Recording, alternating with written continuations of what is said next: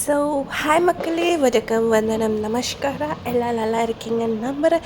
டெய்லியும் காலையில் எந்திரிச்சு குளித்து ஏர்லி மார்னிங் பஸ்ஸை பிடிச்சி அதுலேயும் சீட்டை பிடிச்சி உக்காந்து, அதுலேயும் விண்டோ சீட்டாக பிடிச்சி உக்காந்து வேலைக்கு போயிட்டு வந்து திரும்பி ஈவினிங் அதே பஸ்ஸை பிடிச்சி அடித்து பிடிச்சி தக்காளி ஜூஸ் ஆகி விண்டோ சீட்டை பிடிச்சி உக்காந்தா இன்னொருத்தவங்க வந்து நம்மள்ட்ட கேட்பாங்க, நான் உங்களுக்கு பின்னாடி இறங்குறேன், எனக்கு விண்டோ சீட்டை கொடுங்கன்னு கேட்பாங்க.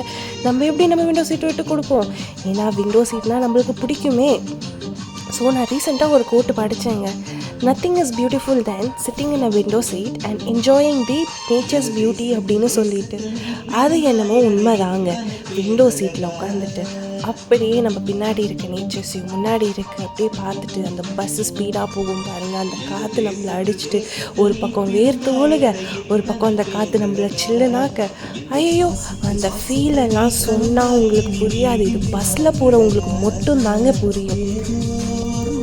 அப்படியே பஸ்ஸில் உட்காந்து விண்டோவை பார்த்துட்டு அப்படியே அந்த சைட்ஸ் வியூஸ், அந்த வாட்டர், பேக் வாட்டர், அதில் சம்டைம்ஸ் ஃபிஷர்மேன்ஸ் மீன் பிடிக்கிறத பார்த்து ரசிச்சுட்டு அப்படியே போகிறது ஒரு தனி ஃபீல்.